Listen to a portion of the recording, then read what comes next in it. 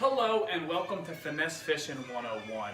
In my channel, I try to stick to, very finesse techniques, fishing local ponds, creeks, local rivers, always from the bank, because you know what? I don't own a boat. I probably get to go deep sea fishing or some sort of boat fishing maybe a few times a year. So really, in most situations for me, I'm going to be driving home from work and I'm just stopping at a creek, or I'm going to take the day and hit up a local lake. It's never, well, not going to say never, but most of the time it's something local, something quick, something spur of the moment, and I usually like to have my rod, reel, and gear right there in my truck, always waiting for me. So that's the purpose of this channel, is always going to be finesse fishing and on the go, things you can pick up and fish any day of the week. Today I want to give my usual setup, because like I said, I might just stop at a local creek to catch some smallmouth bass, little sunfish, bluegill, different varieties of that, crappie, rainbow trout, brown trout, largemouth bass, any type of game species that is local in creeks and lakes and ponds and in freshwater scenarios that happen to dwell in a rural, a urban or even suburban area. So today I want to give you my little setup of how I carry things that allows me to fish anytime. If my day takes a turn and I just want to do some fishing, this will help me out a bit. I want to give you guys my setup. So I either carry one or two rods. Usually one, but sometimes I will carry two. I have this. This is actually a kid's rod, my kid's rod, but I actually use it more often. You can see it's very short, I don't know, 3 feet, very thin line. This is, it's not an ugly stick, but it might as well be, because this thing is very durable and will not break. And as you can see, I got a nice little micro Rebel brand crawfish lure on here. This is my go-to. Actually, I do prefer it in the regular crawfish color, but this chartreuse color right here, this little fire tiger get together, it is money. It really is, just as much as the other one, but as you can see, it's a very micro lure, okay? And I might switch it. This is my go-to rod right here. This is the ugly stick. This is, I don't know, probably 5.5 feet. 5 feet maybe, 5 foot rod, 5.5, ugly stick. I got the, what is this? I think this is 6-pound test on it, monofilament, a Shakespeare reel, spinning reel, and this is an ultralight rod. This is a good for most of my scenarios. You can catch nice sized bass out with this. I slay trout on this, and it really is just so versatile, fits in my truck perfectly. Right now I actually have a size 6 bait hook on it with a split shot, because I was going some trout fishing. I would either just throw some salmon eggs or worms on the end of this puppy and pull out some nice rainbows. So those are the two rods I use. A lot of times I'm only carrying this ugly stick with me, but there are times where I know that I want to put some live bait in the water and I'll let it sit there, and then I'll usually carry my son's rod as well to do some little bit of like crankbait fishing or whatever. Only thing with my son's rod, the only thing you got to be careful with that is when you're setting the hook, it's a very short rod, so you got to think, you're going to set the hook, so you got your rod tipped down, you pull up, right? Boom, boom, boom. You're only getting an extension here, so if you have a nice 5 to 7 foot rod, when you do that thing, you're getting a nice, the area you're striking, the setting back is not. So you actually, with that little rod, you have to almost over exaggerate your hook set a little bit so that you pull it enough to hook the fish. Anyway, I carry a backpack with me. This backpack, I know tackle boxes, that's what you're getting marketed, you gotta have a tackle box. Backpacks are the most, they're so versatile, they're so convenient, and they fit so much in here. I carry this backpack on me. I will only usually carry this net if I'm going trout fishing, but right now it's actually fall. And a lot of the rainbow trout fishing is tremendous in the fall time. So I always carry this nice rubber net with me. Rubber net because trout are very delicate, and this is the best thing for them in terms of not messing up their slime coat. So I carry this with me. I keep my handy dandy license in view at all times in here. And then when you go through here, I got a crankbait container here, and I didn't clean this up before this video because I'm going to show you that I'm not always going to be neat and all well put together or something, because you're fishing, you're moving, you're moving back and forth. But here we go. We got a nice little top water frog. Okay, we got I just have random stuff in here. I got a nice. See, that's how you know, like they're not all together. That one on the bottom, the green, that's a crick hopper. Oh, this thing, you'll catch a lot of panfish, don't get me wrong. Let me pull this off so you can actually see what I got going on here. So this little crick hopper right here, you'll catch a lot of panfish, but guess what? You'll also catch rainbow trout. You'll catch rainbow trout on with this bad boy. You'll catch smallmouth bass, largemouth bass, and you can fish this one or two ways. You can either let it sit on the top like a topwater and give some little pops, or you can do a constant retrieve as a crankbait. See what else we got in here. Got some varieties of little spoon type baits.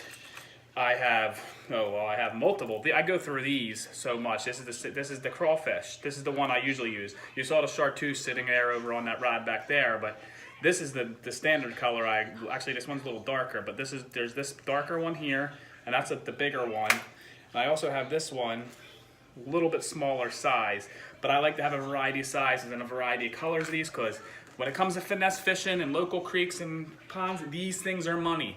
Rebel's slogan is catch fish anywhere, and that is a perfect slogan because these lures, they catch fish in those finesse scenarios. I also do carry some larger. This right here has a rattle. It's a nice square bill crankbait with a rattle. Very dark red color. Kind of looks like it's a jerk bait, but actually this is a crankbait. I catch a lot of fish on this. I catch a lot of bass on this. I got some lipless cranks. Lipless cranks, that's a crawfish. I have the good old trusty whopper plopper. You know that when the top water bite is good. Nice little spinning lure. You can put a trailer on the back of that. 2.5 shad KVD square bill crankbait. I pop a lot of smallies on that, largemouth, all types of stuff. Some sort of little floating lure. It's like some sort of little bug. It just floats on the top. They think it's an insect. Got some varieties of other spoons. Ooh, well, that's a little dirty, but that's a Senko sitting on a offset hook. But so you know that I do try to keep that. This is for my crankbaits, but like I said, I'm not always that organized. Let's see what else I have in here. Let's see what I got in here. I got some random beads for when I'm doing some Texas rigging or Carolina rigging. Some bullet weights for the same purpose. Some random split shots. I have a nice Maps. I got the Meps. There goes a nice little spinning lure. Kind of, I guess that's like a rainbow trout type color. I got some.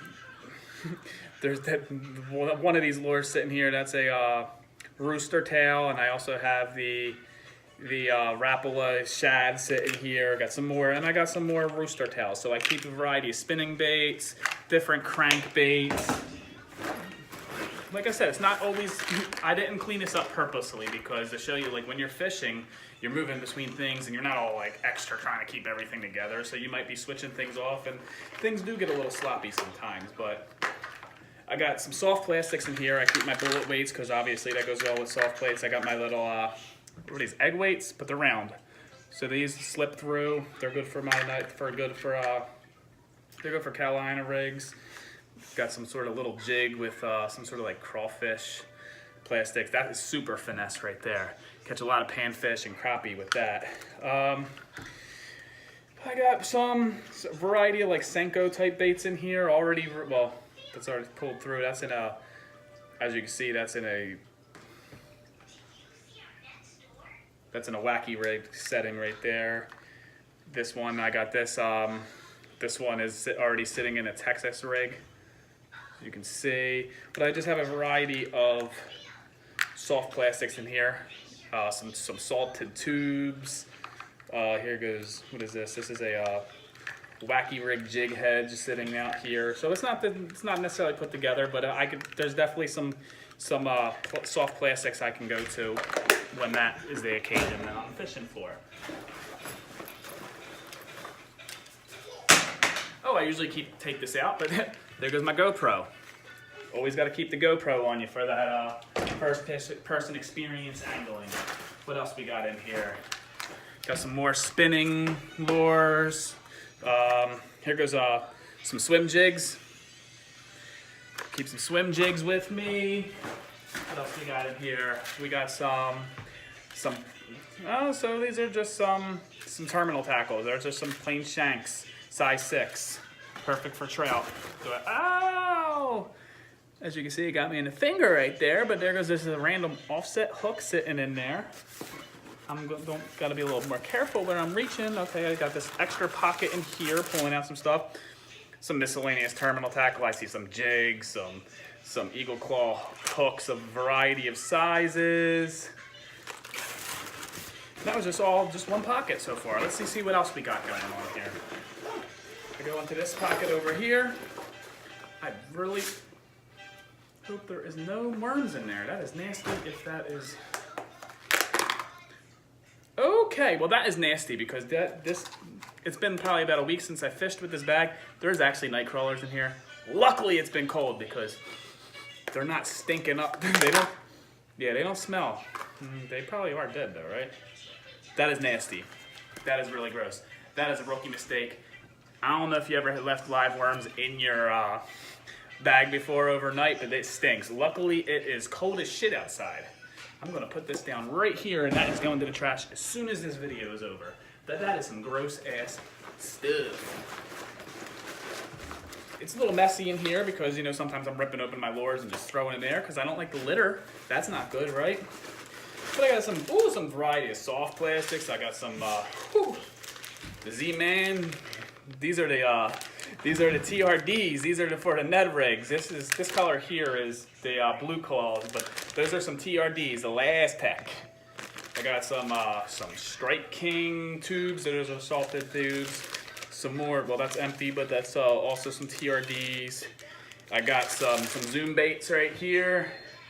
It's in the watermelon color. Let's see if I can throw that down there. Some more terminal tackle. Some more TRDs. Oh, this thing. I didn't use this yet, but this is a bluegill. Look at this thing. This is like a little what are these called? A swim? Are these are swim baits? No, are these glide baits? But anyway, look at that. That thing is actually a pretty pricey bait. I can't wait to use that. I'm actually surprised I didn't use it yet. Got my good old scale. As you can see, this all fits in the bag. You see all this tackle I can carry just on my back and go fishing with. Got some swim jigs right here. Some swimming shad. Okay, already rigged up. Okay, got my chigger crawls right here by Power Bait. You know, they've got these little crawfish trailers for miscellaneous. That is obviously not used yet, but that's for trout. If you're actually eating the trout and you're keeping the trout, you use that. What else we got in here? Some extra line. This is really cheap line, but this is a 10-pound test monofilament. What else we got? Ooh, there's some bang. This is smells like crawfish. I spray up my lure, spray up my soft plastics. Gives a little bit of scent. So, you know. Okay, I got these little custom worms right here. These are the give you a look at them, but some more soft plastics, right? What else we got going on in here? some jig heads, some round jig heads, some split shots. As you can see, you can carry so much, and you can be more organized than me. Some more jig heads. But as you can see, I can carry so much stuff all in this little bag. And this box is there. All right, so that's round 2. That's the second pocket. And this is a 15-minute video already. Maybe I'll do some editing to cut some stuff out. But I just want to show you what I have going on here. This is actually for my GoPro. You hook it up, it floats, but it's for when you want to get a little bit of underwater coverage. That's a fluorocarbon line, 10 pound. I like fluorocarbon line, especially in certain conditions, but I always carry some fluorocarbon with me. What else we got here? That's some sort of strap for my GoPro.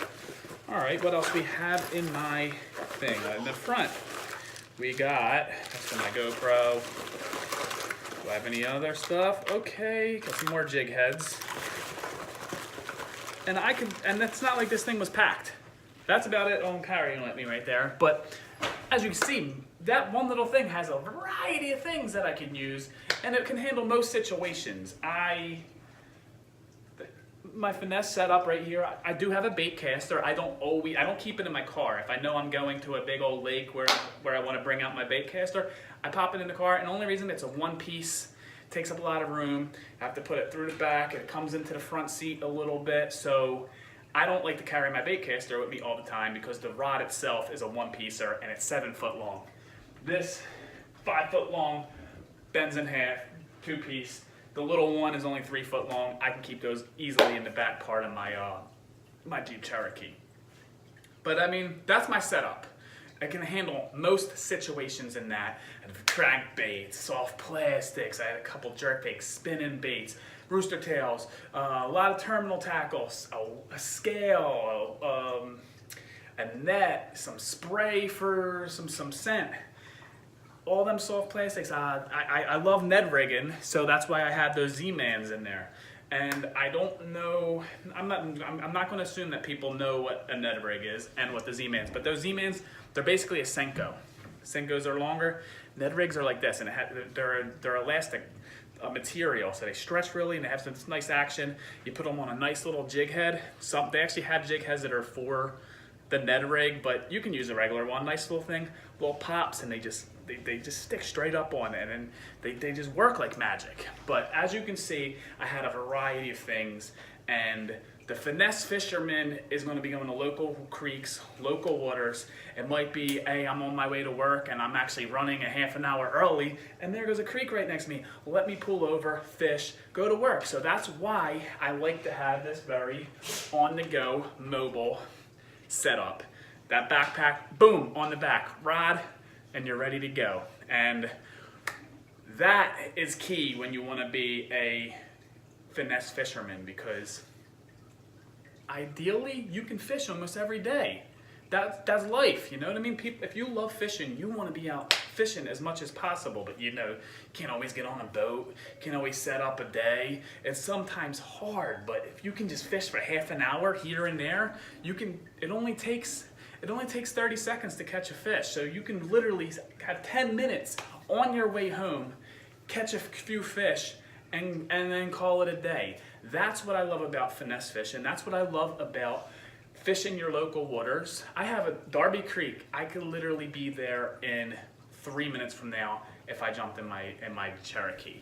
And that's the great thing about having your finesse set up, because it's always ready to go. And you want to fish it, you can do that. Anyway, you guys saw my setup. Please, if you did follow me this far, strap down on that like button and a subscribe button. I think that would help me out. I'm new to this whole YouTube thing. I don't have editing skills, but I do want to get some followers. I want to continue doing this. I want to put out more videos. So if you like it, leave a comment. Let me know your thoughts. If anything you saw that I was doing, what you liked, what you didn't like, just thoughts in general.